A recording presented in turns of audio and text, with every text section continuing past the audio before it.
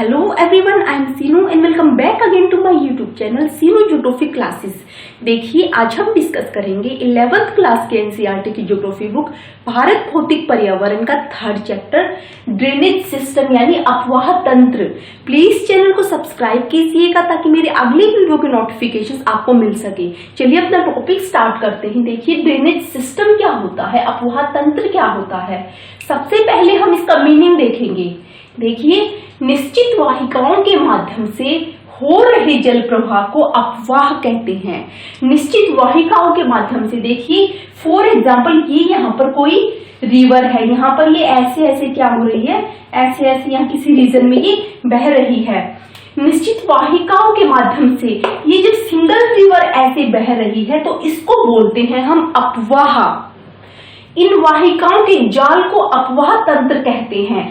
For example ये कोई main नदी, बड़ी नदी हमारी बह रही है, यहाँ से कोई सहायक नदी इसके साथ ऐसे आकर मिल गई, यहाँ से कोई सहायक नदी यहाँ मिल गई, ऐसे यहाँ से कोई सहायक नदी मिल गई, इसकी सहायक नदी ये है, इसकी सहायक नदी ये है। इस प्रकार से इस मुख्य रिवर में यानी जो मेन रिवर है उसमें अगर इधर से दोनों साइड से या किसी भी साइड से कोई रिवर या कोई ट्रिब्यूटरी मिल रही है उसको हम क्या बोलते हैं, उसको वाहिकाओं का जाल। मतलब एक रिवर तो ये हो गई और ये अलग अलग रिवर इसमें आकर मिल गई तो इसको क्या बोलते हैं हम, वाहिकाओं का जाल। तो इस जाल को क्या बोलते हैं, अपवाह तंत्र बोलते हैं यानी ड्रेनेज सिस्टम बोलते हैं। किसी क्षेत्र का अपवाह तंत्र वहां के भूवैज्ञानिक समयावधि की, मतलब वो जो चट्टाने हैं जहां से ये रिवर निकल रही है वो चट्टाने कितनी पुरानी है, चट्टानों की प्रकृति एवं संरचना, किस प्रकार की चट्टाने हैं, आग्नेय चट्टाने हैं, अवसादी चट्टाने हैं या कायांतरी चट्टाने हैं, स्थलाकृति कैसी है, वहां की ऊंची नीची है या मैदानी है या पठारी है, ढाल कैसा है, मतलब रिवर जहां पर बह रही है वो ढाल कितना है, मंद ढाल है या तेज ढाल है, बहते जल की मात्रा, इस रिवर में कितना जल किस मात्रा में बह रहा है, उस जल की मात्रा और बहाव की अवधि, कितने लंबे समय से नदी बह रही है का परिणाम है। देखिए इस प्रकार से जो निश्चित वाहिकाओं के माध्यम से हो रहे जल प्रवाह को अपवाह कहते हैं। और जब इसमें इस मुख्य नदी में इसकी जो सहायक नदी आकर मिल जाती हैं उसको बोलते हैं, अपवाहिकाओं के जाल को बोलते हैं अपवाह तंत्र। इस पूरे एरिया को, मतलब यहाँ से ये नदी मिल रही है, नदी मिल गई, ये नदी मिल गई, यहाँ से ये मिल गई, तो इस पूरे सिस्टम को क्या बोलेंगे हम, ड्रेनेज सिस्टम बोलेंगे। नेक्स्ट हमारा आता है मुख्य अपवाह प्रतिरूप। अपवाह प्रतिरूप का मतलब होता है कि नदियां बहते हुए किस किस प्रकार की आकृति बनाती हैं वो इसमें बताया जाएगा। देखिए फर्स्ट हम सबसे पहले बात करेंगे डेंड्रिटिक यानी वृक्षाकार की। डेंड्रिटिक हमारा अपवाह प्रतिरूप क्या होता है। वृक्षाकार का मतलब होता है जो वृक्ष की शाखाओं की तरह फैली हुई होती हैं, मतलब नदियां वृक्ष की शाखाओं की तरह दिखती हैं यानी ट्री की ब्रांचेस की तरह दिखती हैं। फॉर एग्जाम्पल देखिए ये कोई नदी है, यहाँ से ये कोई नदी बह रही है वृक्ष की शाखाओं की तरह, यहाँ से कोई नदी इसमें आकर यहाँ पर मिल गई, ये हमारी मेन नदी है और ये जो है यहाँ पर जो इसमें आकर मिल रही है ये है इसकी ट्रिब्यूटरी यानी सहायक नदी। इसकी सहायक नदी ये हो गई, इसकी सहायक नदी ये हो गई, इसकी ये हो गई। इस प्रकार से यहाँ पर एक ट्री की ब्रांचेस की तरह यहाँ पर हमें आकृतियां दिख जाती हैं। ये इसकी सहायक नदी ये हो गई, इसकी सहायक नदी ये हो गई, इसकी ये हो गई। इस प्रकार से क्या है, जो हमारी रिवर्स हैं वो एक पेड़ की शाखाओं की तरह आकृतियां बना लेती हैं। देखो ये हमारी मुख्य नदी है और ये सारी नदियां इसमें आकर मिल रही हैं। इसकी सहायक नदी ये है, इसकी सहायक नदी ये है और इसकी सहायक नदी ये है। इस प्रकार से क्या है, वृक्ष की शाखाओं की तरह आकृतियां बना लेती हैं, उसको बोलते हैं हम डेंड्रिटिक अपवाह प्रतिरूप। इसका एग्जाम्पल है उत्तरी भारत का मैदान।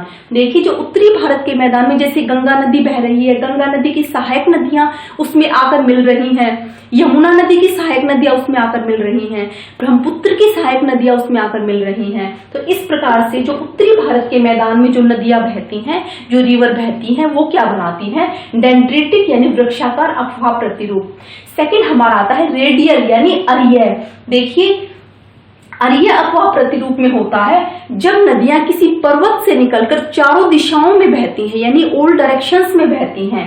फॉर एग्जाम्पल देखना ये कोई पर्वत है, नदियां यहाँ से निकल गई, यहाँ से चली गई, यहाँ से चली गई, ऐसे ऐसे करके जब सारी दिशाओं में नदियां बहती हैं उसको बोलते हैं हम अरीय अफवाह प्रतिरूप। फॉर एग्जाम्पल अमरकंटक पर्वत, फॉर एग्जाम्पल ये हमारा अमरकंटक पर्वत है, इससे यहाँ नदियां निकल गई, यहाँ निकल गई, ये नदी इधर निकल गई, ये नदी इधर निकल गई। इस प्रकार से नदी अपना कैसा प्रतिरूप बनाती है, रेडियल यानी अरीय प्रतिरूप बनाती है। उसके बाद आता है हमारा ट्रेलिस यानी जालीनुमा। जालीनुमा प्रतिरूप क्या होता है, देखिए जब दो नदियां एक दूसरे के पैरेलल चल रही होती हैं और दूसरी सहायक नदियां उस पर समकोण पर यानी राइट एंगल पर आकर मिलती हैं। देखो फॉर एग्जांपल एक नदी ये है, एक नदी ये है, ये दो नदियां एक दूसरे के समानांतर बह रही हैं यानी पैरेलल बह रही हैं। एक नदी यहां से आकर इसमें मिल गई, एक नदी यहां से आकर इसमें मिल गई, एक यहां से मिल गई, इधर से एक नदी यहां से मिल गई, एक नदी इसमें यहां से मिल गई, एक नदी इसमें यहां से मिल गई। तो इसको बोलते हैं हम जालीनुमा यानी ट्रेलिस अफवाह प्रतिरूप। मतलब दो नदियां समानांतर बहती हैं, एक दूसरे के पैरेलल बहती हैं और दूसरी नदियां उस पर समकोण पर आकर मिलती हैं, उसको बोलते हैं हम जालीनुमा अफवाह तंत्र। फोर्थ आता है सेंट्रीपिटल यानी अभिकेंद्री अफवाह तंत्र। अभिकेंद्री क्या होता है, अभिकेंद्री अफवाह तंत्र इसका रेडियल का बिल्कुल अपोजिट है। रेडियल में क्या होता है कि नदी किसी पर्वत से निकलकर चारों दिशाओं में बहती हैं और सेंट्रीपिटल में क्या है कि नदियां चारों दिशाओं से आकर किसी झील या किसी गर्त यानी गड्ढे में गिरती हैं। देखो ये अरीय अफवाह तंत्र है, इसमें नदी यहां से निकलकर इधर गई, ये इधर गई, ये इधर गई, इस प्रकार से नदियां चारों डायरेक्शंस में फैल गई। लेकिन जो सेंट्रीपिटल अफवाह तंत्र है, अफवाह जो प्रतिरूप है, इसमें क्या होती है, फॉर एग्जांपल मान लीजिए ये है कोई गड्ढा या कोई झील और इसमें यहां से कोई नदी आकर यहां आ गई, यहां से कोई नदी यहां आ गई। इस प्रकार से जब नदियां चारों डायरेक्शन से आकर किसी झील या गड्ढे में गिरती हैं तो उसको बोलते हैं हम सेंट्रीपिटल यानी अभिकेंद्री। मतलब नदी यहां से आकर इधर गिर गई, ये इधर गिर गई, ये इधर गिर गई। तो इस प्रकार से जो ये सेंट्रीपिटल जो अफवाह प्रतिरूप है ये रेडियल अफवाह प्रतिरूप का बिल्कुल अपोजिट होता है। तो इस प्रकार से ये चार हमारे मुख्य अफवाह प्रतिरूप हैं। देखिए कोई नदी किसी विशिष्ट क्षेत्र से जितना जल बहाकर लेकर आती है उसको कहते हैं उसका जल ग्रहण यानी कैचमेंट। कैचमेंट का मतलब है कि वो कितनी एरिया का पानी कैच कर रही है। उसके बाद जिस क्षेत्र को वो अपवाहित कर रही है, मतलब जिस क्षेत्र से वो बहकर आ रही है, उसको बोलते हैं हम अपवाह द्रोणी। एक अपवाह द्रोणी को दूसरी अपवाह द्रोणी से जो अलग करने वाली सीमा है उसको बोलते हैं हम जल संभर या जल विभाजक, जिसको इंग्लिश में बोला जाता है वाटर शीड। देखिए जो वाटर शीड होता है वो छोटा होता है क्योंकि वो छोटे नदी नालों से मिलकर बना हुआ होता है, लेकिन जो अपवाह द्रोणी होती है वो बड़ी नदियां और उसकी सहायक नदियों द्वारा बनी हुई होती है। इसलिए जो अपवाह द्रोणी होती है वो बड़ी होती है और जो वाटर शीड होता है वो छोटा होता है। उसके बाद हम बात करेंगे कि भारत के अफवाह तंत्र को किन किन आधारों पर एक दूसरे से अलग किया जाता है। देखिए सबसे पहले हम डिस्चार्जिंग ऑफ वाटर यानी जल विभाजक के आधार पर भारत के अफवाह तंत्र को दो भागों में डिवाइड करेंगे। देखिए यहां से दिल्ली कटक यानी जो अरावली रिज है, इधर से नीचे आते हुए सह्याद्री यानी हमारा वेस्टर्न घाट यानी पश्चिमी घाट, ये वाला जो हिस्सा है इधर से ये वाली जो लाइन है ये भारत के अफवाह तंत्र को टू पार्ट्स में डिवाइड करती है। ये वाला हो गया हमारा बंगाल की खाड़ी और ये वाला हो गया हमारा अरब सागर। देखिए जो ये वाली जो लाइन है इससे इधर यानी जो नदियां बंगाल की खाड़ी में गिरती हैं उसका जो टोटल जो हमारी पानी की मात्रा है वो है 77%। मतलब यहाँ पर 77% पानी कहाँ पर आता है, बंगाल की खाड़ी में। जैसे ब्रह्मपुत्र नदी है, गंगा नदी है, महानदी है, कृष्णा नदी है, ये सारी नदियों का टोटल जल जो बंगाल की खाड़ी में जाता है वो है 77%। उसके बाद ये इधर से जो इधर वाली नदियां हैं जो इधर अरब सागर में गिरती हैं उस नदियों का 23%, मतलब इधर 77%, इधर 23% पानी किसमें गिरता है, अरब सागर में गिरता है। जैसे यहाँ पर नर्मदा है, तापी नदी है, माही नदी है, पेरियार नदी है, ये नदियां अपना पानी कहाँ गिराती हैं, अरब सागर में। सेकंड डिवीजन है हमारा जल संभर के आकार के आधार पर। देखना, जल संभर के आकार के आधार पर इसको 3 पार्ट्स में डिवाइड किया हुआ है भारत के अपवाह तंत्र को। फर्स्ट आता है प्रमुख नदी द्रोणी, जिसका अपवाह क्षेत्र 20,000 वर्ग किलोमीटर से अधिक है। मतलब जिस क्षेत्र को वो अपवाह करती है वो 20,000 वर्ग किलोमीटर से अधिक है। उसमें 14 नदी द्रोणियां आती हैं, जैसे गंगा, ब्रह्मपुत्र, कृष्णा, तापी, बराक, नर्मदा, माही, पेन्नार और साबरमती। ये सारी नदियां जो हैं 20,000 वर्ग किलोमीटर से अधिक क्षेत्र को क्या है, अपवाहित करती हैं। सेकंड आता है मध्यम द्रोणी, जिसका अपवाह क्षेत्र है 2,000 से 20,000 वर्ग किलोमीटर के बीच में। इसमें 44 नदी द्रोणियां आती हैं। एग्जाम्पल काली नदी है, पेरियार नदी है, मेघना नदी है। इस प्रकार से 44 नदी द्रोणियां इसमें आती हैं। थर्ड नंबर पर आता है लघु नदी द्रोणी, जिसका अपवाह क्षेत्र है वो 2,000 वर्ग किलोमीटर से कम है। ये सबसे छोटा अपवाह क्षेत्र है और इसमें जो नदियां यहाँ पर बहती हैं वो बहुत कम वर्षा वाले क्षेत्रों में बहती हैं। इस प्रकार जो ये हमारा जल संभर के आकार के आधार पर हमने भारत के अपवाह तंत्र को 3 पार्ट्स में डिवाइड किया है। नेक्स्ट हम डिस्कस करेंगे भारत के अपवाह तंत्र की। भारत के अपवाह तंत्र कौन कौन से हैं। देखिए, जो इधर से निकलने वाली नदियां हैं उनका उद्गम स्रोत कौन सा है, हिमालय पर्वत, यानी वो कहां से निकलती हैं, हिमालय माउंटेन से निकलती हैं। वो अपना जल कहां गिराती है, कुछ बंगाल की खाड़ी में गिराती हैं और कुछ गिराती हैं अरब सागर में। और सेकंड जो नदियां निकलती हैं वो प्रायद्वीपीय खंड से निकलती हैं, यानी प्रायद्वीपीय खंड के वेस्टर्न घाट से निकलती हैं, पश्चिमी घाट से निकलती हैं और वो अपना जल कहां गिराती हैं, बे ऑफ बंगाल यानी बंगाल की खाड़ी में गिराती हैं। देखिए, यहाँ पर 2 बड़ी नदियां नर्मदा और तापी नदियों का अपवाद है, क्योंकि वो अपना जल कहां गिराती हैं, अरब सागर में गिराती हैं। और इधर इसके पास छोटी छोटी अनेक नदियां हैं जो अपना जल अरब सागर में गिराती हैं। देखिए, नदियों के उद्गम के स्रोत के आधार पर हम भारत के अपवाह तंत्र को 2 पार्ट्स में डिवाइड करेंगे, हिमालय अपवाह तंत्र और प्रायद्वीपीय अपवाह तंत्र। यानी हिमालय से निकलने वाली नदियों के बारे में हम डिस्कस करेंगे और प्रायद्वीपीय भाग, जो प्रायद्वीपीय हमारा खंड है, वहां से निकलने वाली नदियों के बारे में हम डिस्कस करेंगे। चंबल, बेतवा और सोन जो नदियां हैं यहाँ से निकलती हैं और बहती कहाँ है, हिमालय अपवाह तंत्र में। मतलब निकलती तो प्रायद्वीपीय अपवाह तंत्र से है और बहती किसमें है, हिमालय अपवाह तंत्र में। इस प्रकार जो चंबल, बेतवा और सोन नदियां है वो एक अपवाद है कि उसको हिमालय अपवाह तंत्र का हिस्सा माना जाए या प्रायद्वीपीय खंड का हिस्सा माना जाए। हिमालय अपवाह तंत्र भूगर्भिक इतिहास के एक लंबे दौर में विकसित हुआ है। देखिए, यहाँ के जो प्रमुख अपवाह तंत्र हैं वो सिंधु, गंगा और ब्रह्मपुत्र अपवाह तंत्र है और ये नदियां 12 मास बहती हैं, मतलब पूरे साल बहती हैं, क्योंकि यहाँ पर जो इधर हिमालय पर्वत पर जो बर्फ जमी हुई है उसके कारण और यहाँ पर वर्षण के कारण नदियां पूरे साल बहती हैं। और ये नदियां बहती हुई गहरे गोर्ज बनाती हैं, मतलब अपर्दन के कारण जो उन्होंने महाखंड बनाए हैं, गहरे गोर्ज बनाए हैं और वी आकार की घाटियां बनाती हैं। और जब ये पहाड़ी भागों से मैदानी भागों में आती हैं उस टाइम पर यहाँ पर निक्षेपणात्मक स्थलाकृतियां बनाती हैं, मतलब समतल घाटियां, गोखुर झीलें, गुम्फित नदियां, बाढ़ग्रस्त मैदान, ये सभी स्थलाकृतियां ये मैदानी भागों में बनाती हैं। जब ये हिमालय, मतलब जब ये पहाड़ी भागों में बह रही होती हैं तो उस टाइम पे इनका जो रास्ता होता है वो टेढ़ा मेढ़ा होता है, लेकिन जब मैदानी भागों में आती हैं तो ये सर्पाकार बहती हैं। जैसे सर्पाकार इस टाइप से नदियां मैदानी भागों में बहती हैं। बिहार में जो कोसी नदी है उसको बिहार का शोक कहा जाता है। मतलब जो कोसी नदी है वो जब पहाड़ी भागों से निकलकर मैदानी भाग में प्रवेश करती है तो अपने साथ बहुत अधिक मात्रा में अवसाद यानी सेडिमेंट्स लेकर आती है, जिसके कारण उसका अपना ही रास्ता रुक जाता है।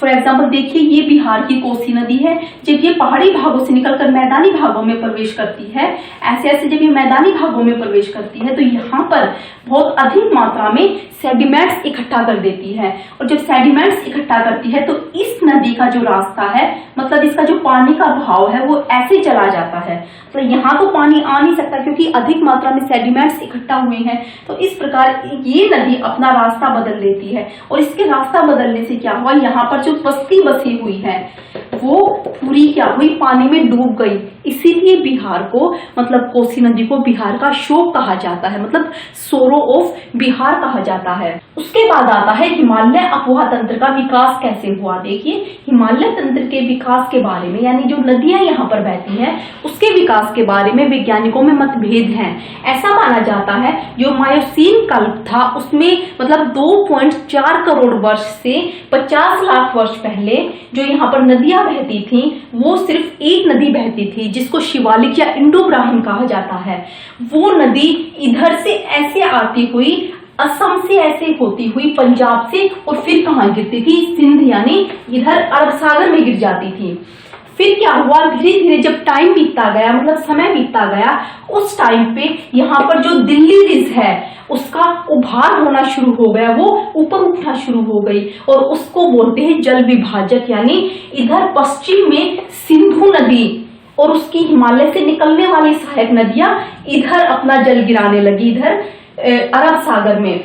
और ये इन दोनों के बीच, यानी इधर हमारा गंगा नदी तंत्र है, इधर सिंधु नदी तंत्र है। ये जो दिल्ली रिज ऊपर उठकर आई, इसने गंगा नदी तंत्र को और सिंधु नदी तंत्र को एक दूसरे से अलग कर दिया। उसके बाद यहाँ पर राजमहल की पहाड़ी और इधर मेघालय के पठार में के बीच में जो मालदा भ्रंश था, जो मालदा गैप था, धीरे धीरे उसका भी उभार आने लगा। मतलब नदियों ने जो इस अपने साथ जो अवसाद लेकर आई थी वो यहाँ पर भरने के कारण क्या हुआ, ये जो मालदा भ्रंश है वो भी ऊपर उठना शुरू हो गया।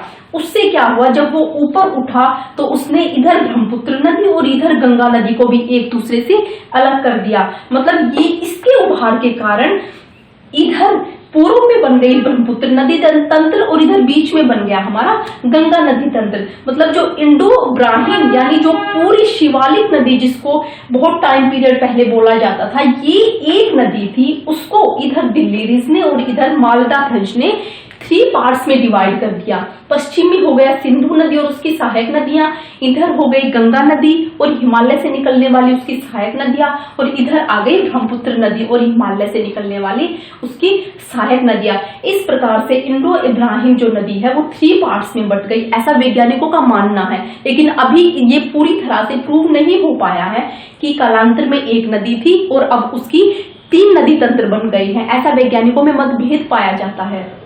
तो इस प्रकार से क्या है, हिमालय अफवाह तंत्र का इस प्रकार से विकास हुआ है। Today I will discuss about Sindhu नदी तंत्र यानी इंडस रिवर सिस्टम।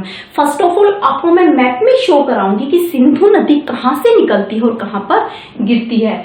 सिंधु नदी का ओरिजिन होता है कैलाश पर्वत से यानी कैलाश रेंजेस से, and it flows into China and then it enters into India, and in India it flows between Kailash and Jaskar ranges and then it enters into Pakistan and near about Karachi it discharges their water into Arabian Sea।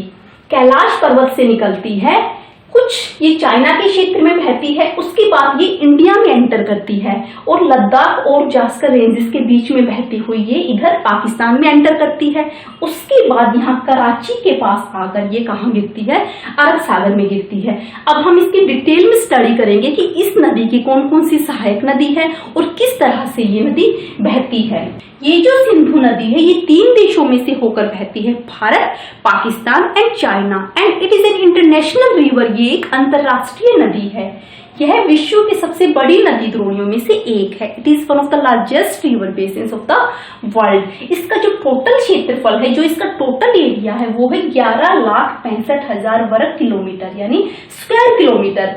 Bharat में इसका क्षेत्रफल है 3,21,289 वर्ग kilometre. The total length of this river is near about 2880 kilometre. और भारत में इसकी जो लंबाई है, मतलब भारत में जो इसकी टोटल लंबाई है वो 1114 किलोमीटर है। भारत में यह हिमालय की नदियों में सबसे पश्चिमी है। मतलब अगर सबसे वेस्ट में हम देखेंगे, इंडिया के सबसे वेस्ट में देखेंगे तो हमें वहां पर सिंधु नदी दिखाई देगी।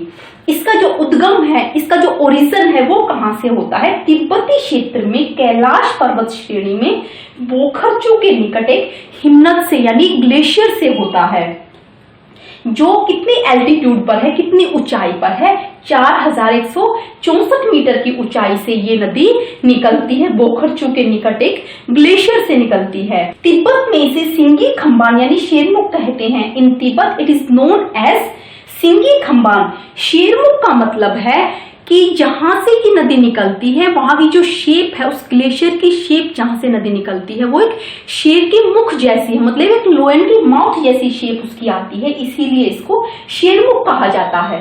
एंड देन लद्दाख और जास्कर रेंजेस के बीच से नॉर्थ वेस्ट डायरेक्शन में बहती हुई ये लद्दाख और बाल्टिस्तान से गुजरती हैं और पाकिस्तान में यह नदी चिल्हड़ के निकट दर्दिस्तान प्रदेश में प्रवेश करती है। मतलब पाकिस्तान में जब सिंधु नदी का जो एंट्री पॉइंट है वो कहां से है?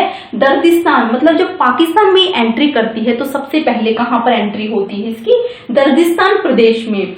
कुछ हिमालय से निकलने वाली सिंधु नदी की कुछ ट्रिब्यूटरीज, कुछ सहायक नदियां हैं, जैसे सयोग, गिलगित, जास्कर, हुंजा, नुब्रा, शिकार, गास्टिंग और द्रास। यह नदी अटक के निकट पहाड़ियों से बाहर निकलती है। मतलब अटक के पास से ये नदी हिली एरियाज को छोड़कर मैदानी एरियाज में आ जाती है। It emerge out of the hills near Cuttack. दाहिने तट पर काबुल नदी इसमें आकर मिल जाती है। मतलब दाहिने तट पर राइट बैंक की तरफ जो काबुल नदी है वो किसको ज्वाइन कर देती है? सिंधु नदी को ज्वाइन कर लेती है, उसमें आकर मिल जाती है। दाहिने तट पर कुछ सहायक नदियां, मतलब दाहिने तट पर कुछ इसकी जो ट्रिब्यूटरीज हैं वो कौन कौन सी है? जैसे खुर्रम है, तोची, गोमल, विबोआ और संगर। ये सभी कहां से निकलती हैं? ये सभी सुलेमान रेंजेस से निकलती हैं। एंड नेक्स्ट, यह नदी दक्षिण की ओर बहती हुई मीथनकोट के पास पंचनद का जल प्राप्त करती है। मतलब मीथनकोट के पास सिंधु नदी में 5 और नदियां आकर मिल जाती हैं। और वे कौन सी 5 नदियां हैं? जैसे झेलम, चेनाब, रावी, व्यास और सतलुज। इन 5 नदियों को पंचनद का नाम दिया गया है। और लास्ट में सिंधु नदी कराची के पूर्व में अरब सागर में जाकर गिर जाती है। मतलब कराची के पूर्व में जो सिंधु नदी है वो अपना पानी कहां पर डिस्चार्ज करती है? अरब सागर में। भारत में सिंधु नदी जम्मू कश्मीर के केवल लेह जिले में बहती है। मतलब भारत में जो सिंधु नदी जितना एरिया कवर करती है वो सारा केवल जम्मू कश्मीर के लेह जिले में बहती है। अब हम इन 5 नदियों को अलग अलग डिटेल में देखेंगे। फर्स्ट ऑफ ऑल झेलम नदी की बात करेंगे हम। ये सिंधु नदी की बहुत ही महत्वपूर्ण नदी है। This is one of the most important tributaries of Sindhu river. ये कश्मीर की घाटी के दक्षिण पूर्वी भाग में पीर पंजाल के फुटहिल्स में स्थित जो वेरीनाग झरना है वहां से इसका ओरिजिन होता है। और पाकिस्तान में प्रवेश करने से पहले यह नदी श्रीनगर और वुलर झील से बहते हुए तंग और गहरे गोर्ज बनाती है। और उसके बाद फिर पाकिस्तान में झंग के निकट ये चेनाब नदी, ये जो झेलम नदी है ये किस में मिल जाती है? किसको ज्वाइन कर लेती है? ये चेनाब नदी को ज्वाइन कर लेती है पाकिस्तान में झंग के निकट। एंड नेक्स्ट आती है चेनाब रिवर। ये सिंधु नदी की सबसे बड़ी सहायक नदी है। This is one of the largest tributaries of Sindhu river. यह चंद्रा और भागा 2 सरिताओं से मिलकर बनी है। जो चेनाब नदी है वो चंद्रा और भागा 2 सरिताओं से मिलकर बनी है। It formed by 2 reverse Chandra and भागा। ये सरिताएं हिमाचल प्रदेश में कैलांग के निकट तांडी में आपस में मिलती हैं। ये जो चंद्रा और भागा, ये जो 2 रिवर्स हैं, ये हिमाचल प्रदेश में कैलांग के निकट जो तांडी है वहां पर ये एक दूसरे को ज्वाइन करती हैं। इसीलिए इसे चंद्राभागा के नाम से जाना जाता है। इन दोनों का मिक्सअप क्या हो गया? चंद्राभागा। पाकिस्तान में प्रवेश करने से पहले यह नदी कितने किलोमीटर बहती है? 1180 किलोमीटर बहती है। मतलब जब ये पाकिस्तान में एंट्री करती है उससे पहले ये इंडिया में कितना जो अपना बहती है वो बहती है 1180 किलोमीटर। तो ये चेनाब नदी जो है सिंधु की सबसे बड़ी सहायक नदी है। एंड नेक्स्ट हम बात करेंगे रावी नदी की। रावी नदी हिमाचल प्रदेश की कुल्लू पहाड़ियों में रोहतांग दर्रे के वेस्ट से निकलती है, यानी पश्चिम से निकलती है और उस राज्य की चंबा घाटी से होकर बहती है और पाकिस्तान में एंट्री करने और सराय सिंधु के पास चेनाब नदी में मिलने से पहले ये नदी पीर पंजाल के दक्षिण पूर्वी भाग और धौलाधार के बीच प्रदेश से प्रवाहित होती है। मतलब पाकिस्तान में एंट्री करने से पहले और सराय सिंधु के पास ये चेनाब नदी में मिलने से पहले कहां पर जाती है? ये पीर पंजाल के दक्षिण पूर्वी भाग और धौलाधार के बीच जो हमारा रीजन है उसमें ये फ्लो होती है, उसमें प्रवाहित होती है। नेक्स्ट आती है व्यास नदी। ये नदी समुद्र तल से 4000 मीटर की ऊंचाई पर रोहतांग दर्रे के निकट कहां से निकलती है? व्यास कुंड से निकलती है। कितने एल्टीट्यूड पर? समुद्र तल से 4000 मीटर की ऊंचाई पर रोहतांग दर्रे के पास जो व्यास कुंड है वहां से व्यास नदी निकलती है। ये कुल्लू घाटी से होकर गुजरती है। कहां से बहती है? ये कुल्लू घाटी से होकर बहती है। ये धौलाधार श्रेणी में काती और लारगी में महाखंड का निर्माण करती है। मतलब जब ये धौलाधार श्रेणी में बहती है तो काती और लारगी इन दो रीजन्स में ये गोर्ज का निर्माण करती है, गोर्ज बनाती है। ये पंजाब के मैदान में प्रवेश करती है और हरीके के पास कहां मिल जाती है? ये पंजाब के मैदान में प्रवेश करने के बाद हरीके के पास ये सतलुज नदी को ज्वाइन कर लेती है, मतलब सतलुज नदी में जाकर मिल जाती है। नेक्स्ट एंड लास्ट हमारी रिवर आती है सतलुज नदी। ये नदी तिब्बत में 4555 मीटर की ऊंचाई पर मानसरोवर के पास राक्षस ताल से निकलती है, जहां इसे लांगचैन खंबाब के नाम से जाना जाता है। ये नदी भी कहां से निकलती है? जहां से सिंधु नदी निकलती है उधर से ही सतलुज नदी निकलती है। भारत में प्रवेश करने से पहले ये नदी 400 किलोमीटर तक सिंधु नदी के समानांतर बहती है। मतलब भारत में एंट्री करने से पहले ये नदी सिंधु नदी के पैरेलल कितने किलोमीटर तक बहती है? 400 किलोमीटर तक बहती है। ये हिमालय पर्वत श्रेणी में शिपकिला से बहती हुई कहां पर प्रवेश करती है? पंजाब के मैदान में एंट्री करती है और ये नदी भाखड़ा नांगल परियोजना के नहर तंत्र का पोषण करती है। ये जो कैलाश पर्वत से हमारी सिंधु नदी, सतलुज नदी और ब्रह्मपुत्र नदियां निकलती है। ब्रह्मपुत्र नदी इधर ईस्ट की तरफ बहती है और ये सतलुज और सिंधु नदी वेस्ट की तरफ चली जाती है। तो इस तरह से ये 5 नदियां सिंधु नदी की महत्वपूर्ण सहायक नदी यानी ट्रिब्यूटरीज हैं। देखिए फर्स्ट ऑफ ऑल हम मैप में देखेंगे कि गंगा नदी का ओरिजिन कहां से होता है। गंगा नदी निकलती है उत्तराखंड राज्य के उत्तरकाशी जिले में गोमुख के पास से गंगोत्री ग्लेशियर से निकलती है। ये निकलती है गंगोत्री ग्लेशियर से और ये नदी 3900 मीटर की ऊंचाई से निकलती है। 3900 मीटर की ऊंचाई से ये पहाड़ों से नीचे गिरती है और जब ये नदी गंगोत्री ग्लेशियर से निकलती है उस टाइम पर इसका नाम होता है भागीरथी नदी। तो इस प्रकार से गंगा नदी का ओरिजिन कहां से होता है? उत्तराखंड राज्य के उत्तरकाशी जिले में गोमुख के पास से गंगोत्री ग्लेशियर से।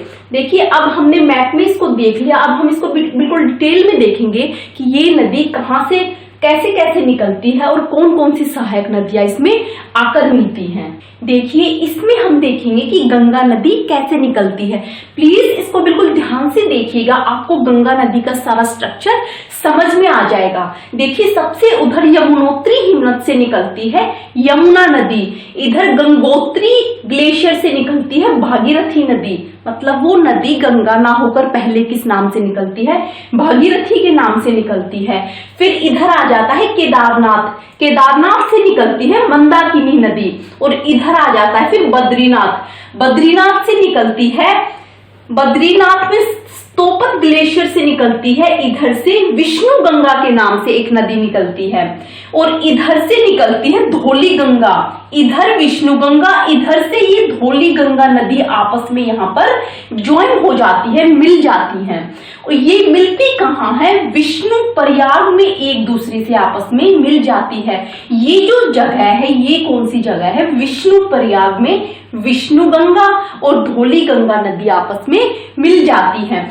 उसके बाद ये दो नदी जब आपस में मिल जाती हैं, इन दोनों नदियों का जो संयुक्त जल है वो किस नाम से, जो नदी आगे ये बह रही है ये वाली नदी, ये किस नाम से जानी जाती है? अलकनंदा के नाम से जानी जाती है। फिर ये नदी अलकनंदा इधर से बहती बहती यहाँ पर पहुंचती है, यहाँ पर नंदाकिनी नदी अलकनंदा नदी में मिल जाती है, और जहां पर ये दोनों नदी आपस में मिलती हैं वो मिलती है नंद प्रयाग में। ये दोनों नदी यहाँ पर एक दूसरे को ज्वाइन कर लेती है। फिर इन दोनों की संयुक्त धारा आगे बढ़ती है और यहाँ तक इसको अलकनंदा के नाम से ही जाना जाता है। आगे नंदाकिनी और अलकनंदा नदी एक दूसरे से मिलकर फिर आगे बढ़ती है। इन दोनों का यहां से लेकर यहां तक इन सब का संयुक्त जल आगे बढ़ता है, और यहाँ पर करण प्रयाग में पिंडार नदी अलकनंदा नदी में यहाँ पर मिल जाती है। उसके बाद फिर अलकनंदा नदी आगे बढ़ती है। आगे बढ़ने के बाद इधर केदारनाथ से जो मंदाकिनी नदी निकली है वो यहाँ पर अलकनंदा नदी में मिल जाती है, और यहाँ पर मिलती है वो कौन सा स्थान है, रुद्र प्रयाग में अलकनंदा और मंदाकिनी नदी एक दूसरे से मिल जाती हैं। फिर ये आगे बढ़ती हैं और इधर देव प्रयाग में भागीरथी नदी जो गंगोत्री ग्लेशियर से निकलती है वो मिल जाती है अलकनंदा नदी में। और देव प्रयाग में जब भागीरथी नदी अलकनंदा नदी से मिलती है तो यहाँ पर इनके संयुक्त जल की धारा जब आगे बढ़ती है तो वो जानी जाती है गंगा के नाम से। गंगा नदी यहाँ पर बनती है और इधर आगे जब तक ये बंगाल की खाड़ी में आगे पहुंचती है, फिर बंगाल की खाड़ी में गिरने से पहले भी ये 2 पार्ट्स में डिवाइड होती है। इधर यहाँ पर इसकी संयुक्त जलधारा को हम बोलते हैं गंगा नदी के नाम से। देखिए आपको मैं फिर एक बार फिर रिपीट कराती हूँ। इधर बद्रीनाथ से निकलता है सतोपत ग्लेशियर से विष्णु गंगा नदी, इधर से निकलती है धौली गंगा नदी। दोनों आपस में मिलकर कहाँ मिलती हैं, ये विष्णु प्रयाग में मिलती हैं। फिर इनका संयुक्त जल आगे बढ़ता है और वो किस नदी के नाम से जानी जाती है, अलकनंदा नदी के नाम से जानी जाती है। फिर इधर नंद प्रयाग में नंदाकिनी नदी अलकनंदा नदी से मिलती है। इधर फिर पिंडार नदी करण प्रयाग में अलकनंदा नदी से मिलती है। इधर रुद्र प्रयाग में केदारनाथ से निकलने वाली मंदाकिनी नदी अलकनंदा में मिलती है। इधर गंगोत्री हिमनद से निकलने वाली भागीरथी नदी इधर देव प्रयाग में आपस में मिलती हैं और उनका संयुक्त जल बोला जाता है गंगा के नाम से, यानी गंगा नदी यहाँ से फिर आगे बढ़ती हैं। ये सारी ट्रिब्यूटरीज हैं गंगा नदी की। लास्ट में ये किस नाम से बोली जाती है, गंगा नदी से। इधर विष्णु गंगा, धौली गंगा, मंदाकिनी, अलकनंदा, पिंडार नदी, इधर मंदाकिनी नदी, इधर भागीरथी नदी। ये सारे ट्रिब्यूटरीज मिलकर किस नदी का निर्माण करती हैं, ये करती हैं गंगा नदी का निर्माण। देखिए जो गंगा रिवर है वो भारत की सबसे बड़ी और सबसे इंपॉर्टेंट रिवर है। गंगा नदी को एक माँ का दर्जा दिया जाता है, गंगा नदी को गंगा माँ के नाम से पूजा जाता है और ये धार्मिक स्थल के रूप में भी प्रसिद्ध है। इसे उत्तर भारत की जीवन रेखा कहा जाता है क्योंकि जो हमारा उत्तरी भारत का मैदान है उसके एग्रीकल्चर में ये जो गंगा नदी है बहुत ही हेल्पफुल है। ये बृहद हिमालय से निकलती है। अगर हम हिमालय के अकॉर्डिंग देखें कि गंगा नदी कहाँ से निकलती है तो गंगा नदी निकलती है बृहद हिमालय से, और ये मध्य और लघु हिमालय को काटकर क्या बनाती है, तंग गोर्ज बनाती है। गंगा नदी फिर हरिद्वार के पास मैदानी एरियाज में आ जाती है, मतलब हिली एरियाज को छोड़कर हरिद्वार में ये मैदानी एरियाज में एंट्री करती है। यहाँ पहले ये दक्षिण की ओर बहती है, फिर ये दक्षिण पूर्व की ओर, फिर पूर्व की ओर बहती है। मतलब हरिद्वार में पहुंचने के बाद जो गंगा नदी का जो फेस है वो सबसे पहले किधर होता है, साउथ की तरफ होता है, फिर साउथ ईस्ट की तरफ होता है, उसके बाद ये ईस्ट की तरफ बहती है और लास्ट में क्या होता है, ये दक्षिण मुखी होकर मतलब साउथ की तरफ होकर ये 2 जल वितरिकाओं में भागीरथी और हुगली में विभाजित हो जाती हैं। मतलब जल वितरिका सबसे पहले जो जल वितरिकाएं होती हैं, वितरिकाएं क्या होती हैं देखिए, एक होता है ट्रिब्यूटरी, एक होता है डिस्ट्रीब्यूटरी। अभी जो मैंने आपको गंगा नदी का जो स्ट्रक्चर दिखाया था, जो गंगा नदी की अलकनंदा नदी में जो नदियां आकर मिल रही थी वो थी उसकी ट्रिब्यूटरी यानी सहायक नदियां। एक होती है वितरिका यानी डिस्ट्रीब्यूटरी। डिस्ट्रीब्यूटरी होती है कि जब एक नदी 2 पार्ट्स में डिवाइड हो जाती है, मतलब पहले आती है एक नदी के रूप में, फिर वो 2 पार्ट्स में डिवाइड हो जाती है, उसको बोलते हैं हम जल वितरिका यानी डिस्ट्रीब्यूटरी। गंगा नदी लास्ट में क्या होती है, दक्षिण की ओर होकर ये भागीरथी और हुगली 2 नदियों में डिवाइड हो जाती है। जो भागीरथी नदी है वो चली जाती है बांग्लादेश में, और बांग्लादेश में उससे ब्रह्मपुत्र नदी आकर मिल जाती है, और जो हुगली नदी है वो चली जाती है वेस्ट बंगाल में। इस तरह से आगे चलकर गंगा नदी का फिर से 2 पार्ट्स में डिवाइड हो जाती है, भागीरथी और हुगली नदी में। देखिए गंगा नदी की जो टोटल लेंथ है, जो टोटल लंबाई है वो है 2525 किलोमीटर। अगर हम अलग अलग स्टेट के अकॉर्डिंग देखें तो उत्तराखंड राज्य में इसकी लंबाई है 110 किलोमीटर, उत्तर प्रदेश में इसकी लंबाई है 1450 किलोमीटर, बिहार में लंबाई है 445 किलोमीटर, और पश्चिमी बंगाल में इसकी लंबाई है 520 किलोमीटर। गंगा द्रोणी केवल भारत में लगभग 8.6 लाख वर्ग किलोमीटर क्षेत्र में फैली हुई है। गंगा द्रोणी जो गंगा का अफवाह तंत्र है वो भारत का कितना एरिया कवर करता है? 8.6 लाख स्क्वायर किलोमीटर एरिया में गंगा द्रोणी फैली हुई है। ये भारत का सबसे बड़ा अफवाह तंत्र है। जो भारत में अलग अलग, जैसे सिंधु अफवाह तंत्र है, ब्रह्मपुत्र वाला अफवाह तंत्र है, उनमें से सबसे बड़ा अफवाह तंत्र है गंगा नदी का अफवाह तंत्र। इसमें उत्तर में हिमालय से निकलने वाली बारहमासी नदियां और इधर नीचे दक्षिण में प्रायद्वीप से निकलने वाली अनित्यवाही नदियां शामिल हैं। देखिए जो अनित्यवाही नदियां होती है जो पूरे साल नहीं बहती, जो हिमालय से निकलने वाली नदियां है वो बारहमासी होती है, मतलब वो पूरे साल बहती हैं। देखिए सोन नदी गंगा नदी के दाहिने किनारे पर मिलने वाली सबसे प्रमुख सहायक नदी है। सोन नदी गंगा नदी से कहाँ मिलती है? उसके राइट साइड की तरफ से मिलती है और सबसे महत्वपूर्ण सहायक नदी है। बाएं तट पर यानी लेफ्ट साइड से मिलने वाली गंगा नदी में कौन कौन सी ट्रिब्यूटरीज मिलती हैं? वो है रामगंगा, गोमती, घाघरा, गंडक, कोसी और महानंदा नदी।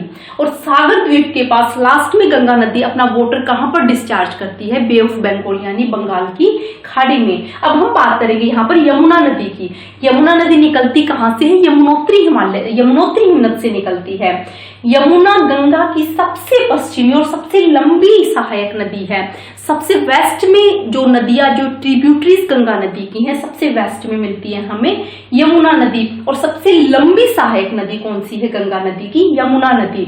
यमुनोत्री हिमनद हिमालय में बंदरपूंछ श्रेणी की पश्चिमी ढाल पर 6316 मीटर ऊंचाई पर स्थित है। यमुनोत्री जो हिमनद है वो कहां पर स्थित है? वो हिमालय में बंदरपूंछ श्रेणी का नाम है बंदरपूंछ श्रेणी की पश्चिमी ढाल पर कितनी ऊंचाई से? 6316 मीटर की ऊंचाई पर ये जो यमुनोत्री हिमनद है वो स्थित है। और प्रयाग यानी इलाहाबाद में इसका गंगा नदी से संगम हो जाता है। यमुना और गंगा नदी आपस में कहां पर मिलती हैं? इलाहाबाद, जिसको प्रयाग बोला जाता है। इलाहाबाद में गंगा और यमुना नदी आपस में एक दूसरे को ज्वाइन कर लेती हैं।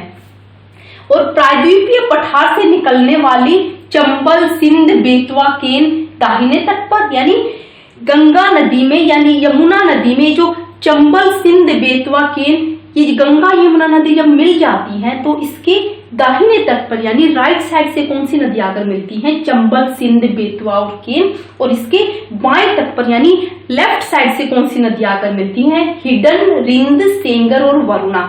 इस तरह से ये जो गंगा और यमुना नदी दोनों आपस में मिक्स इलाहाबाद के पास होकर ये फिर आगे एक धारा के रूप में बहती हैं। देखिए अब हम बात करेंगे जो गंगा नदी की सहायक नदियां हैं, जो ट्रिब्यूटरीज हैं, वो कहां कहां से निकलती है, कहां कहां से उसका ओरिजिन होता है। फर्स्ट हम बात करेंगे चंबल नदी की। ये मध्य प्रदेश के मालवा पठार में महू के पास से निकलती है चंबल नदी और उत्तरमुखी होकर यानी उसका जो फेस, जो उसकी डायरेक्शन होती है वो नॉर्थ की तरफ होती है। उस टाइम पर उत्तरमुखी होकर एक महाखंड से बहती है और कहाँ पहुंचती है? राजस्थान के कोटा में पहुंचती है। और कोटा से फिर यह बूंदी, सवाई माधोपुर और धौलपुर होती हुई कहाँ इसमें मिक्स हो जाती है? चंबल नदी यमुना नदी को ज्वाइन कर लेती है। चंबल अपनी उत्खात भूमि वाली भू आकृति के लिए प्रसिद्ध है। उत्खात भूमि होती है कि चंबल नदी अवनालिकाओं में बहती है। जो अवनालिकाएं होती हैं वो जो है धरती को अलग अलग खंडों में डिवाइड कर देती हैं और वो जो अवनालिकाएं होती हैं उसको क्या बोला जाता है? चंबल खंड के नाम से उसको बोला जाता है। ये जो खंड होते हैं, ये जो अवनालिकाएं होती हैं, वो भूमि किसी काम की नहीं होती क्योंकि वो अलग अलग पार्ट्स में डिवाइड हो जाती है, ना ही उन पर अच्छी तरह से कृषि की जाती है। तो इस तरह से चंबल नदी निकलती है मध्य प्रदेश के मालवा पठार में महू के पास से। नेक्स्ट आती है हमारी गंडक नदी। ये नदी दो धाराओं से मिलकर बनी है, काली नदी और त्रिशूल गंगा। काली नदी और त्रिशूल गंगा को मिक्स करके कौन सी नदी बनी है? गंडक नदी। ये निकलती कहां से, ओरिजिन कहां से होता है इसका? ये निकलती है नेपाल हिमालय में धौलागिरी और माउंट एवरेस्ट के बीच में से निकलती है। और किस क्षेत्र को अपवाहित करती है? ये मध्य नेपाल को अपवाहित करती है और बिहार के चंपारण जिले में ये गंगा की मैदान में एंट्री कर जाती है गंडक नदी। और फिर पटना के पास सोनपुर में ये नदी किसको ज्वाइन कर लेती है? गंगा नदी में मिल जाती है। पटना के पास सोनपुर में गंगा नदी में गंडक नदी ज्वाइन कर लेती है, यानी उसमें मिल जाती है। नेक्स्ट आती है घाघरा नदी। ये मापचा चुंगो हिमनद यानी मापचा चुंगो ग्लेशियर से निकलती है घाघरा नदी। फिर तिला सेती बेरी, ये जो इसकी ट्रिब्यूटरीज हैं, इनका ये जल ग्रहण करने के बाद शीशा पानी में एक गहरे गोर्ज का निर्माण करते हुए पर्वतों से बाहर निकल जाती है। और शारदा नदी से कहां पर मिलती है? शारदा नदी घाघरा नदी से मैदान में मिलती है। और लास्ट में फिर छपरा में जो घाघरा नदी है वो कहाँ मिल जाती है? गंगा नदी में। लास्ट में छपरा में घाघरा नदी किसमें एंट्री हो जाती है? घाघरा नदी की गंगा नदी में एंट्री हो जाती है। नेक्स्ट आती है कोसी नदी। कोसी नदी को बिहार का शोक भी कहा जाता है, यानी सोरो ऑफ बिहार भी कहा जाता है। कोसी नदी अपना मार्ग बदलने के लिए जानी जाती है। कोसी नदी ये एक पूर्ववर्ती नदी है। इसका ओरिजिन कहां से होता है? तिब्बत में माउंट एवरेस्ट के नॉर्थ से इसका ओरिजिन होता है, जहां से इसकी मुख्य धारा अरुण निकलती है। मतलब जहां से तिब्बत में माउंट एवरेस्ट के उत्तर में जहां से इसका ओरिजिन होता है, वहां पर इसकी जो मुख्य धारा जो इसका नाम है वो अरुण के नाम से जाना जाता है। नेपाल में मध्य हिमालय को पार करने के बाद इसमें पश्चिम से मिलती है, इसके अंदर सोना के, फिर कोसी और पूर्व से तमूर कोसी मिलती है। और ये सारी मिलने के बाद अरुण नदी से मिलकर ये जो है सप्तकोशी बनाती है। बाद में इसका क्या नाम पड़ता है? ये सप्तकोशी के नाम से जानी जाती है। तो कोसी नदी जो है एक पूर्ववर्ती नदी है और इसको बिहार का शोक भी कहा जाता है। नेक्स्ट आती है रामगंगा नदी। ये गैरसैंण के पास गढ़वाल की पहाड़ियों से निकलने वाली छोटी नदी है।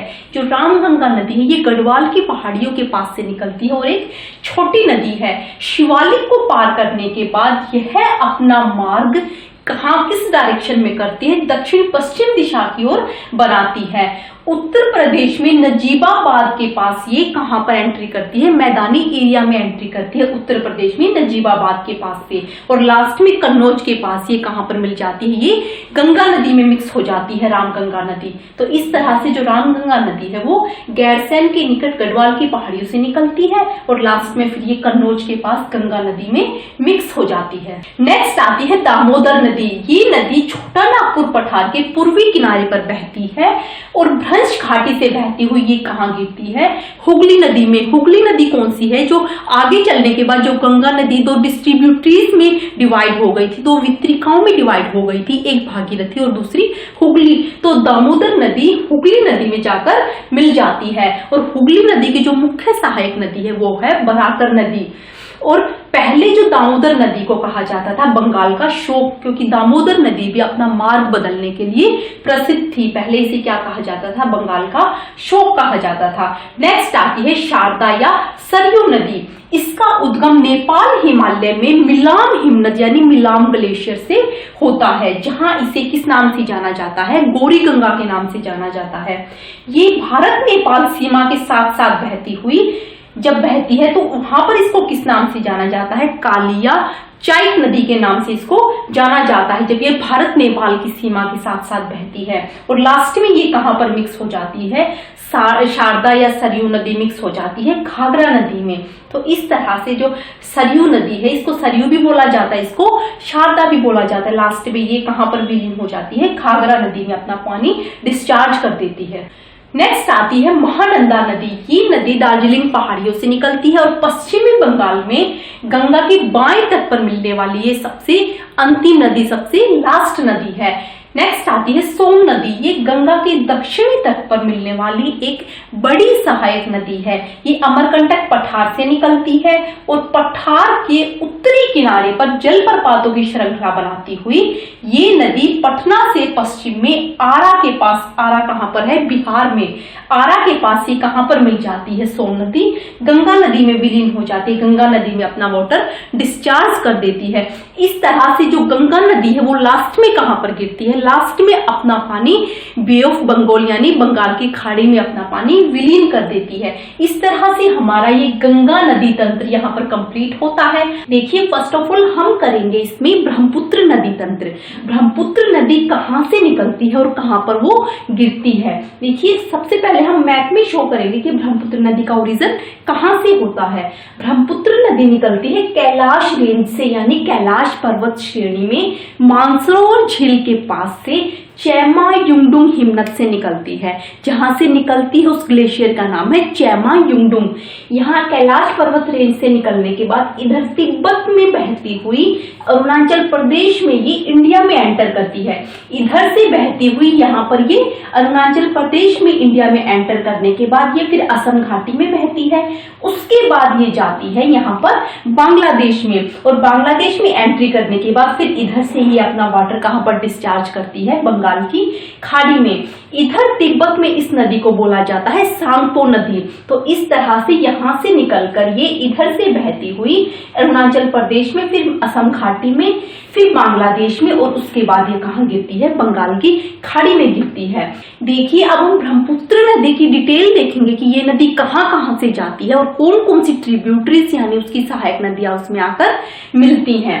देखिए जो ब्रह्मपुत्र नदी है ये नदी चीन, भारत और बांग्लादेश इन 3 देशों से होकर बहती है। ये एक इंटरनेशनल रिवर है, एक अंतरराष्ट्रीय नदी है और इसका सीक्वेंस भी इसी तरह से है। सबसे पहले ये चीन में फ्लो करती है, उसके बाद ये इंडिया में एंटर करती है, उसके बाद ये बांग्लादेश में एंटर करती है और फिर ये कहाँ गिरती है, लास्ट में बंगाल की खाड़ी में गिरती है। तिब्बत से यह पूर्व दिशा में अनुदैर्ध्य रूप से बहती हुई दक्षिण तिब्बत के शुष्क और समतल मैदान में लगभग 1200 किलोमीटर की दूरी तय करती है। तिब्बत में जब ये नदी फ्लो करती है उस टाइम पर ये नदी, इसका जो फेस है वो होता है ईस्ट की तरफ यानी पूर्व दिशा की तरफ। और तिब्बत में ये कितना डिस्टेंस अपना करती है, 1200 किलोमीटर के लगभग ये तिब्बत में फ्लो करती है। वहां इसे सांगपो के नाम से जाना जाता है। देखिए जब तिब्बत में ये नदी फ्लो करती है उस टाइम पर इसका नाम ब्रह्मपुत्र ना होकर क्या नाम है इसका, सांगपो नाम है। जब ये चैमायुंगडुंग हिमनद ग्लेशियर से निकलती है तो उस टाइम पर ये सांगपो के नाम से जानी जाती है। तिब्बत में रांगो सांगपो इसके दाहिने तट पर एक प्रमुख सहायक नदी है। सांगपो नदी की राइट हैंड की तरफ से कौन सी इसकी ट्रिब्यूटरीज में आकर मिलती है, रांगो सांगपो ट्रिब्यूटरीज में आकर मिलती है।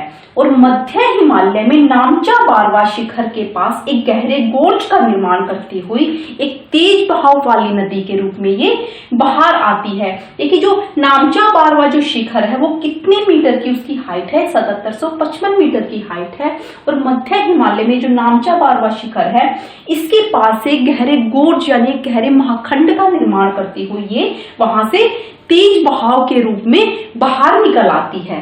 देखिए नेक्स्ट आता है हिमालय के गिरिपद में यानी हिमालय की फुट हिल्स में ब्रह्मपुत्र नदी को किस नाम से जाना जाता है, सिशंग या दिशंग के नाम से जाना जाता है। देखिए जहां से ब्रह्मपुत्र नदी का ओरिजिन होता है और जहां पर ब्रह्मपुत्र नदी अपना वाटर को डिस्चार्ज करती है यानी कैलाश पर्वत से लेकर बंगाल की खाड़ी तक हर एक एरिया में ब्रह्मपुत्र नदी को अलग अलग नामों से जाना जाता है।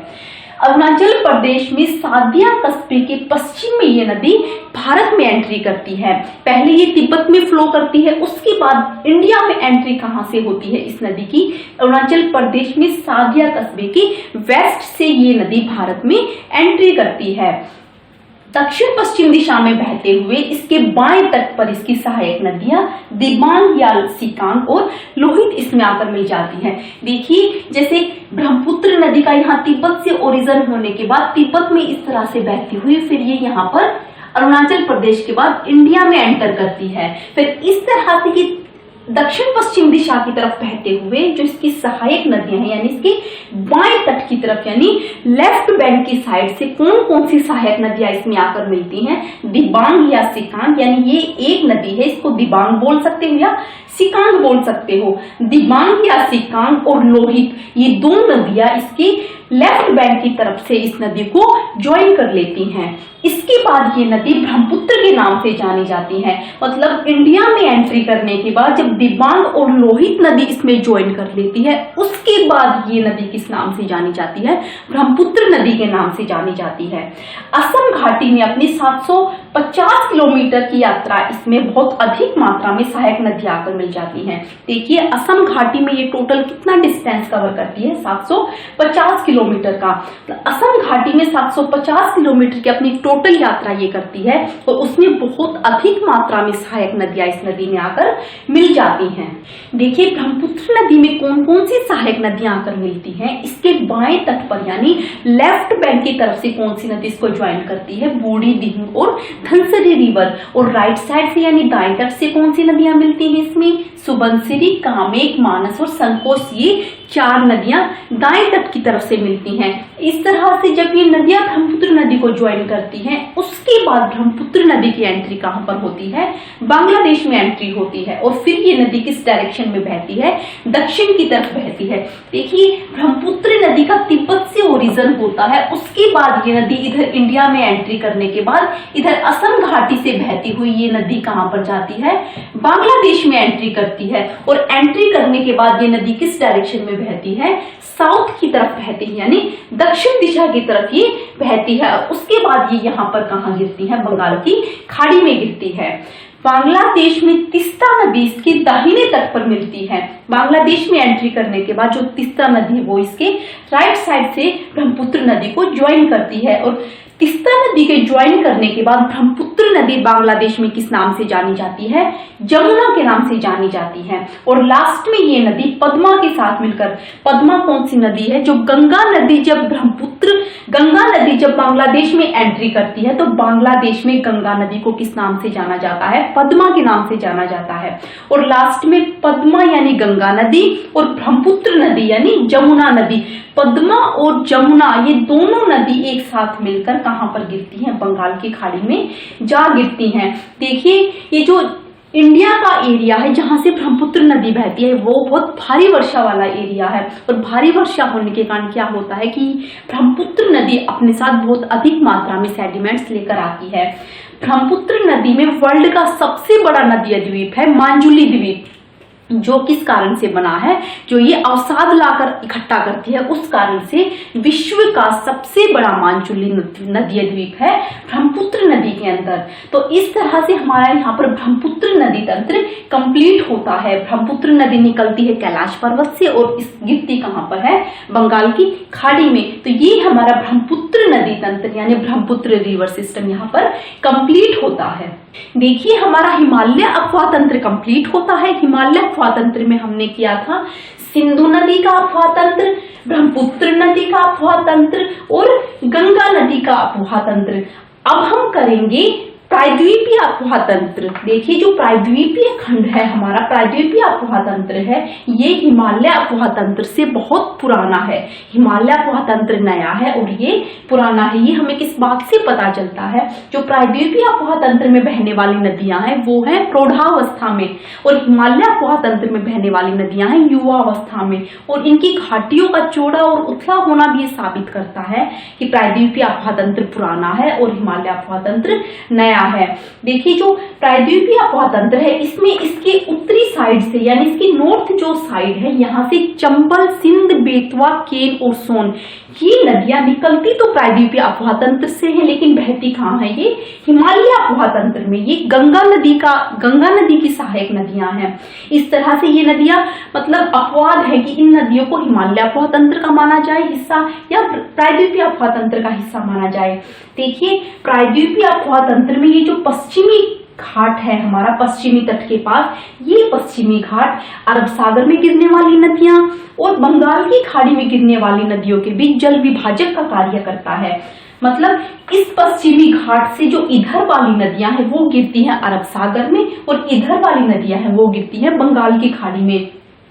नर्मदा, तापी और बहुत सारी छोटी नदियां जैसे पेरियार है, मांडवी है, जुआरी है, ये नदियां गिरती हैं अरब सागर में और इधर जैसे महानदी, गोदावरी, कृष्णा, कावेरी और बहुत सारी सहायक नदियां गिरती हैं बंगाल की खाड़ी में। देखिए जो नर्मदा और तापी नदी है वो बहती हैं वेस्ट की तरफ यानी पश्चिम की तरफ और जो महानदी, गोदावरी, कृष्णा, कावेरी जो नदियां है वो बहती हैं ईस्ट की तरफ। देखिए इन नदियों की एक खास बात यह है कि ये नदियां एक सुनिश्चित मार्ग में चलती हैं। सुनिश्चित मार्ग होता है कि ये नदियां थोड़ा बहुत टेढ़ा मेढ़ा होती हैं, लगभग ये सीधी डायरेक्शन में चलती हैं, ये विसर्प नहीं बनाती। विसर्प मतलब ये नदियां इस तरह से नहीं बहती। जो हिमालयी अफवाह तंत्र है उस अफवाह तंत्र में नदियां इस डायरेक्शन में बहती हैं, मतलब एक सांप की तरह बहती हैं। लेकिन प्रायद्वीपीय अफवाह तंत्र में नदियां लगभग सीधी डायरेक्शन में बहती हैं। ये नदियां भ्रंश घाटी से होकर बहती हैं। तो इस तरह से जो प्रायद्वीपीय अफवाह तंत्र है इसमें प्रमुख नदी तंत्र हैं हमारे गोदावरी अफवाह तंत्र, महानदी अफवाह तंत्र, कृष्णा अफवाह तंत्र और कावेरी अफवाह तंत्र। देखिए फर्स्ट ऑफ ऑल हम देखेंगे कि प्रायद्वीपीय अफवाह तंत्र का उद्विकास कैसे हुआ, कैसे प्रायद्वीपीय अफवाह तंत्र बना। प्राचीन काल की 3 प्रमुख भूगर्भीय घटनाओं ने भारत के प्रायद्वीपीय अफवाह तंत्र को स्वरूप प्रदान किया। वो कौन सी 3 प्रमुख भूगर्भीय घटनाएं हैं? फर्स्ट आती है आरंभिक टर्शियरी काल के दौरान प्रायद्वीपीय के पश्चिमी पार्श्व का धसाव हो गया और वो समुद्र तल के नीचे चला गया। जो प्रायद्वीपीय खंड का हमारा वेस्ट वाला पार्ट है, जो हमारा पश्चिमी घाट है, पश्चिमी तट है, वो क्या हो गया टर्शियरी काल के दौरान क्या हुआ, वो समुद्र के नीचे चला गया। ऐसा माना जाता है जो हमारा द्वारका शहर था जो पश्चिमी तट पर स्थित था वो पूरी तरह से पानी में डूब गया है। तो इस तरह से टर्शियरी काल के दौरान क्या हुआ, इसका जो पश्चिमी पार्श्व यानी जो पश्चिमी हिस्सा है वो समुद्र तल के नीचे चला गया। सेकंड है हिमालय में होने वाले प्रोत्थान के कारण, यानी हिमालय का जो उत्थान हो रहा है, जो हिमालय की ग्रोथ हो रही है उसके कारण प्रायद्वीपीय खंड के उत्तरी भाग का, जो हमारा उत्तरी भाग है उसका धसाव हुआ और भ्रंश घाटियों का निर्माण हो गया। जो उत्तरी भाग है जैसे विंध्याचल, सतपुड़ा वाला, जहां से सिंध, चंबल, बेतवा, सोनकिन ये नदियां निकलती है, जो हमारा उत्तरी भाग है वहां हिमालय के प्रोत्थान के कारण उसका धसाव हो गया, क्योंकि हिमालय पर्वत ऊपर उठ गया और जो नीचे वाला एरिया है वो नीचे धस गया। उसके उत्थान के कारण क्या हुआ, वहां पर भ्रंश घाटियां बन गई और नर्मदा जो तापी नदियां है वो उन्हीं भ्रंश घाटियों से होकर बहती हैं और अपने साथ जो नर्मदा और तापी नदियां जो सेडिमेंट्स लेकर आती हैं उन सेडिमेंट्स से वो उन भ्रंश घाटियों को धीरे धीरे भर रही हैं। इसी काल में प्रायद्वीपीय खंड उत्तर पश्चिम दिशा से दक्षिण पूर्व दिशा में झुक गया।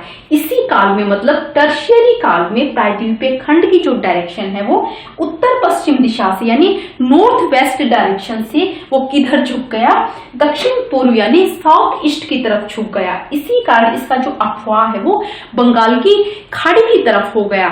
जो अफवाह तंत्र है वो पश्चिमी दिशा, जो उसका उत्तर पश्चिम जो डायरेक्शन है वो कहां पर हो गई, दक्षिण पूर्व की तरफ वो झुक गई। इसीलिए जो अधिकतर प्रायद्वीपीय भारत की जो अधिकतर नदियां हैं वो कहां बहती हैं, वो बंगाल की खाड़ी की तरफ बहती हैं।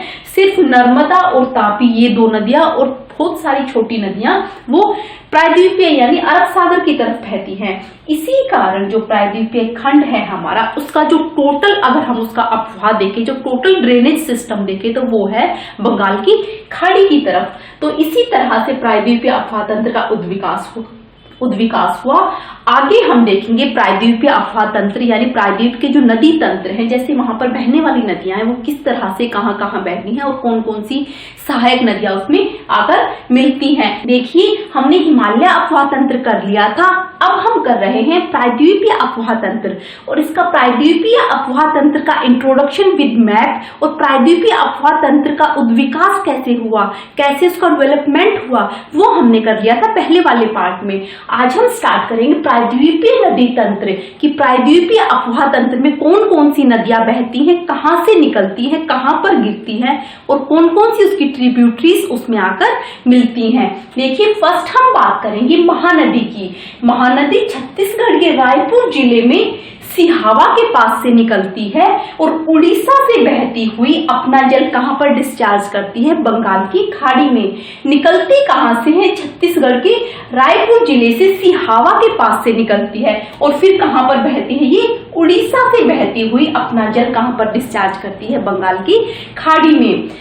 इस नदी की जो टोटल लेंथ है वो है 851 किलोमीटर और इसका जलग्रहण क्षेत्र, जलग्रहण मतलब ये कितनी एरिया का वाटर जो है कवर करती है, कितनी एरिया का पानी ग्रहण करती है, कितनी एरिया को कवर करती है, वो है 1.42 लाख वर्ग किलोमीटर। इस नदी की द्रोणिका 53% भाग जो है वो मध्य प्रदेश और छत्तीसगढ़ में और 47% भाग उड़ीसा राज्य में विस्तृत है। ये जो हमारी महानदी है, इस नदी का जो 53% पार्ट है वो है मध्य प्रदेश और छत्तीसगढ़ में और इसका 47% जो पार्ट है, इसका बेसिन का पार्ट, इसके अपवाह द्रोणी का पार्ट उड़ीसा राज्य में विस्तृत है। इस तरह से जो महानदी है वो छत्तीसगढ़ के रायपुर जिले से निकलती है। नेक्स्ट आती है गोदावरी नदी। ये भारत का सबसे बड़ा नदी तंत्र है। देखिए, गोदावरी नदी प्रायद्वीपीय भारत का सबसे बड़ा नदी तंत्र है और इसे दक्षिण गंगा के नाम से जाना जाता है। देखिए, कई बार क्वेश्चन पूछा जाता है कि दक्षिण गंगा कौन सी नदी है, कौन सी प्रायद्वीपीय नदी है? तो दक्षिण गंगा है गोदावरी नदी। और एक क्वेश्चन आता है कि दक्षिण भारत की गंगा नदी कौन सी है? तो दक्षिण भारत की गंगा बोला जाता है कावेरी नदी को। और एक क्वेश्चन और आता है कि दक्षिणी गंगोत्री किसे कहा जाता है? देखिए, जो दक्षिणी गंगोत्री है वो कोई नदी नहीं है, कोई रिवर नहीं है, वो है एक अंटार्कटिका महाद्वीप में भारत का पहला रिसर्च स्टेशन, रिसर्च सेंटर। इस तरह से तीन क्वेश्चन सिमिलर है, दक्षिण गंगा, दक्षिण भारत की गंगा और दक्षिणी गंगोत्री। दक्षिणी गंगा गोदावरी नदी, दक्षिण भारत की गंगा कावेरी नदी और दक्षिणी गंगोत्री भारत का पहला रिसर्च स्टेशन इन अंटार्कटिका महाद्वीप।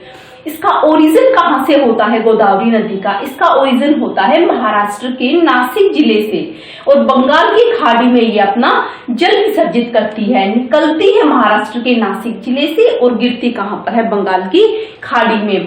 गोदावरी नदी की सहायक नदियां हैं।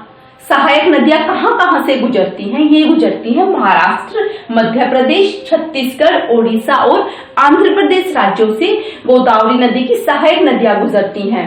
गोदावरी नदी की टोटल लेंथ है 1465 किलोमीटर और इसका जलग्रहण क्षेत्र यानी गोदावरी नदी का जो कैचमेंट एरिया है वो कितना है? टोटल जलग्रहण क्षेत्र है 3.13 लाख वर्ग किलोमीटर। इसके जलग्रहण क्षेत्र का 49% भाग महाराष्ट्र में, जिसका कैचमेंट एरिया है उसको अलग अलग जो स्टेट हैं, अलग अलग स्टेट में अलग अलग किस प्रकार से ये डिवाइड हुआ है। इसके जलग्रहण क्षेत्र का 49% आता है महाराष्ट्र में, 20% आता है मध्य प्रदेश और छत्तीसगढ़ में और इसका शेष जितना भाग बचता है वो आता है आंध्र प्रदेश में।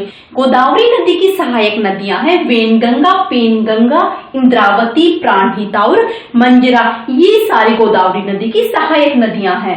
इसके डेल्टाई भाग में नौ संचालन संभव है। जो इसका डेल्टाई जो भाग है, डेल्टाई प्रदेश है गोदावरी नदी का, उसमें नौ संचालन होता है और बंगाल की खाड़ी में गिरने से पहले गोदावरी नदी एक बहुत बड़े डेल्टे का निर्माण करती है। इस तरह से गोदावरी नदी की यहाँ पर रचना होती है। नेक्स्ट आती है कृष्णा नदी। देखिए, जो कृष्णा नदी है ये पूर्वी दिशा में बहने वाली दूसरी बड़ी प्रायद्वीपीय नदी है। फर्स्ट नंबर पर आती है गोदावरी नदी और कृष्णा नदी आती है दूसरे नंबर पर। ये महाराष्ट्र में महाबलेश्वर के पास से निकलती है, या इसको ये भी बोल सकते हो आप, ये सह्याद्री में महाबलेश्वर के पास से निकलती है। इसकी जो टोटल लेंथ है वो है 1401 किलोमीटर। कृष्णा नदी की जो ट्रिब्यूटरीज, जो सहायक नदियां है वो है कोयना, तुंगभद्रा, भीमा, घाटप्रभा और मालप्रभा। कृष्णा नदी का कैचमेंट एरिया है 27% आता है महाराष्ट्र के अंडर में, 44% आता है कर्नाटक के अंडर में और 29% आता है आंध्र प्रदेश के अंडर में। देखिए, कृष्णा नदी जल विवाद चल रहा है महाराष्ट्र और कर्नाटक के बीच में। महाराष्ट्र वाले बोल रहे हैं कि कृष्णा नदी का ओरिजिन होता है महाराष्ट्र से, इसीलिए महाराष्ट्र को कृष्णा नदी का ज्यादा पानी मिलना चाहिए, और कर्नाटक वाले बोल रहे हैं कि 44% पार्ट इसका कर्नाटक के अंडर में है, इसीलिए कर्नाटक जो कृष्णा नदी का जो अधिकतर पानी है वो कर्नाटक को मिलना चाहिए। इस तरह से यहाँ पर जल विवाद चला हुआ है।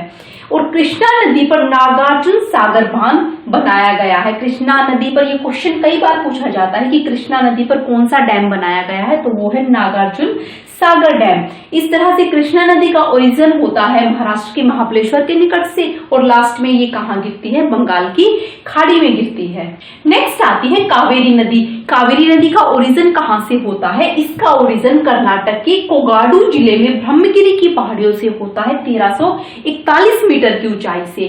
कावेरी नदी की टोटल लेंथ है 800 किलोमीटर, और ये कितने क्षेत्र को अपवाहित करती है, वो है टोटल 81,155 वर्ग किलोमीटर। ये नदी लगभग सारा साल बहती है, इसीलिए इसे दक्षिणी भारत की गंगा कहा जाता है। ये नदी सारा साल बहती है, और सारा साल किस तरह से बहती है, देखिए इसके जो ऊपरी जलग्रहण क्षेत्र है, जो इसका ऊपर वाला जो कैचमेंट एरिया है, उसमें बारिश होती है दक्षिण पश्चिम मानसून से, यानी गर्मी की ऋतु में, जो जून जुलाई और अगस्त के महीनों में इसके ऊपरी कैचमेंट एरिया में दक्षिण पश्चिम मानसून से बारिश होती है। और इसका जो निचले वाला जो कैचमेंट एरिया है, जो इसकी निम्न क्षेत्र है, उसमें उत्तर पूर्वी मानसून से, यानी जो नवंबर दिसंबर में जो बारिश होती है, उस बारिश के कारण गर्मियों में दक्षिण पश्चिम मानसून से और सर्दियों में उत्तर पूर्वी मानसून की वजह से कावेरी नदी में सारा साल पानी रहता है, इसीलिए इसे दक्षिणी भारत की गंगा कहा जाता है। इस नदी की द्रोणी का 3% भाग केरल में, 41% भाग कर्नाटक और 56% भाग तमिलनाडु में पड़ता है। ये अलग अलग इसके पार्ट्स इसमें अलग अलग एरिया में डिवाइड हैं। कावेरी नदी की सहायक नदियां है काबिनी, भवानी और अमरावती। इस तरह से ये 3 इसकी सहायक नदियां हैं। इस तरह से कावेरी नदी तमिलनाडु से होती हुई बंगाल की खाड़ी में अपने वाटर को डिस्चार्ज करती है। नेक्स्ट आती है नर्मदा नदी। देखिए नर्मदा नदी के 3 और भी नाम हैं, रेवा, मेकालसुता और नोमोदोस। इन 3 नामों से भी नर्मदा नदी को जाना जाता है। नर्मदा नदी का ओरिजिन होता है अमरकंटक पठार के पश्चिमी किनारे से लगभग 1057 मीटर की ऊंचाई से ये नदी नीचे गिरती है। दक्षिण में सतपुड़ा और उत्तर में विंध्याचल श्रेणी के मध्य भ्रंश घाटी से बहती हुई संगमरमर की चट्टानों के बीच सुंदर महाखंड और जबलपुर के पास धुआंधार जलप्रपात बनाती है। देखिए जो ये नर्मदा नदी है, जो नर्मदा घाटी है, ये किस तरह से इसका सीक्वेंस बना हुआ है।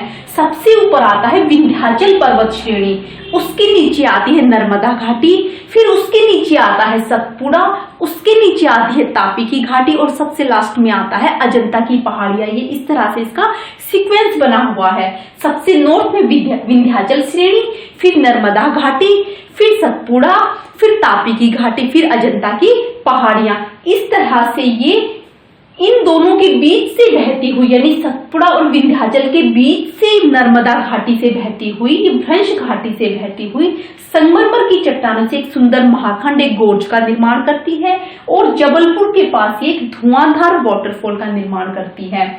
लगभग 1312 किलोमीटर बहने के बाद ये भड़ोच के निकट दक्षिण में अरब सागर में गिर जाती है। लास्ट में ये 1312 किलोमीटर के अपनी टोटल डिस्टेंस कवर करने के बाद भड़ोच के दक्षिण में ये अरब सागर में गिर जाती है। ये अपना वाटर कहां पर डिस्चार्ज करती है, नर्मदा नदी अरब सागर में गिरती है। ये पूर्व से पश्चिम की ओर बहने वाली नदी है।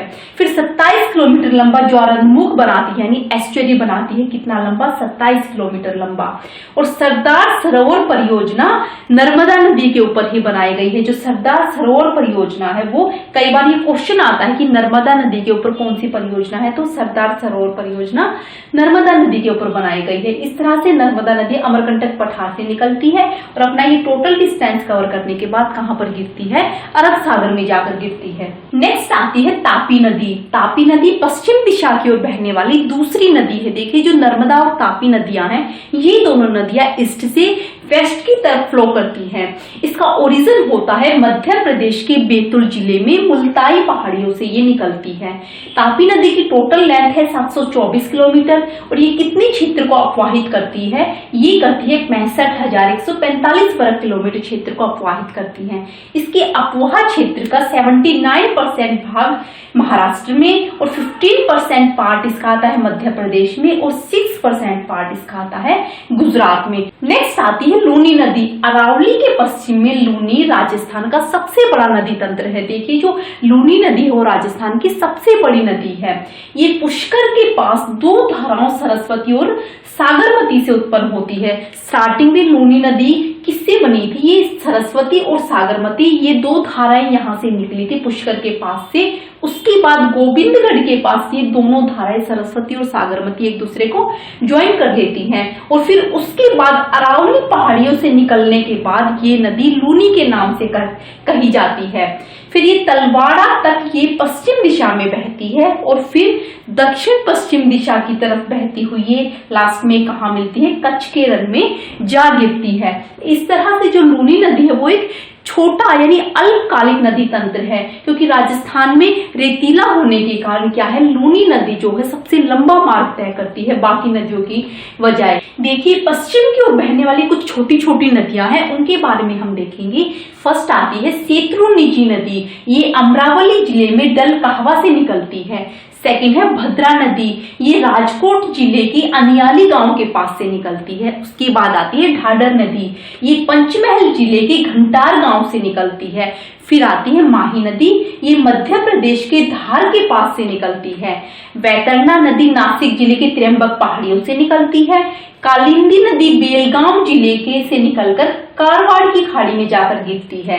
यानी जो कालिंदी नदी है ये बेलगाम जिले से निकलकर कहां पर गिरती है? करवाड़ की खाड़ी में जाकर गिरती है। शरावती नदी कर्नाटक के शिमोगा जिले से निकलती है और जो भरत पूजा नदी है वो अन्नामलाई की पहाड़ियों से निकलती है। ये कुछ छोटी छोटी नदियां हैं जो पूर्व से पश्चिम की तरफ बहती हैं और कहां पर गिरती हैं? ये पश्चिम की ओर बहने वाली नदियां हैं, तो ये अरब सागर में जाकर गिरती हैं। पूर्व की ओर बहने वाली कुछ छोटी छोटी नदियां हैं, देखिए जैसे स्वर्णरेखा, ब्रह्मणी, वामसाधारा, पैनर, पालार और वैगाई। देखिए प्रायद्वीपीय भारत में बहुत अधिक मात्रा में छोटी छोटी नदियां हैं जो अपनी बड़ी नदियों के साथ मिलकर अपना पानी या तो बंगाल की खाड़ी में गिराती हैं या वो अरब सागर में गिराती हैं। इस तरह से हमारा ड्रेनेज सिस्टम का पूरा चैप्टर यहाँ पर कंप्लीट होता है। आई होप आपको ये पूरा चैप्टर क्लियर हुआ होगा। मिलते हैं अगली वीडियो के साथ। Thanks for watching and good bye.